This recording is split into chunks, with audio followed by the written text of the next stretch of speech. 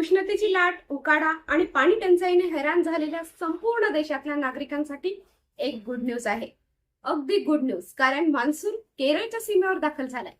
येत्या 20 तासामध्ये तो केरळमध्ये प्रवेश करण्याचा अंदाज भारतीय हवामान विभागाने दिलाय. यामुळे येणारे 5 ते 6 दिवस संपूर्ण केरळ तसेच शेजारच्या तमिळनाडू आणि कर्नाटका या राज्यातल्या अनेक भागात मुसळधार पावसाचा अंदाज हवामान तज्ञांनी वर्तवलाय. मान्सूनच्या या उशिराच्या पण सुखद हालचालीने दक्षिण भारताचं तापमान कमी होण्यास मोलाची मदत होणार आहे. नमस्कार, मी अंजली. टाइम टू टाइम मध्ये आपलं स्वागत. मॉन्सून हा भारतच नव्हे तर संपूर्ण भारतीय उपखंडातला अतिशय जिव्हाळ्याचा विषय.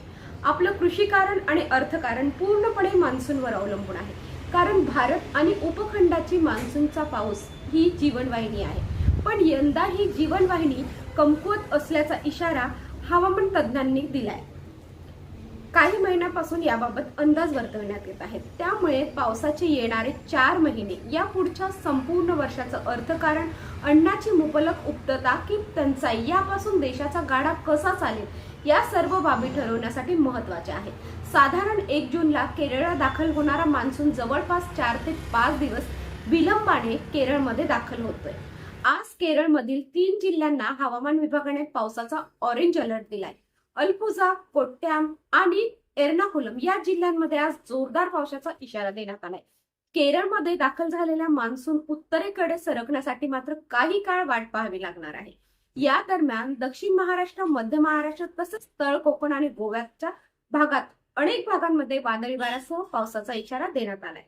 या कालावधीत राज्यातल्या तापमानात जवळपास 2 ते 3 अंशाची घट होण्याची अंदाज आहे.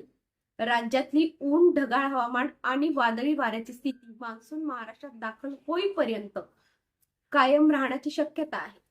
महाराष्ट्रात वादळी वाऱ्यासह पडणाऱ्या पावसामुळे बरीच वित्तहानी होण्याची शक्यता आहे.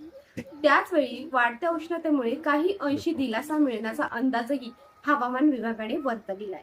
सध्या महाराष्ट्रात मात्र दमदार मान्सूनची किमान 8 दिवसांची प्रतीक्षा कायम असल्याची वस्तुस्थिती आहे.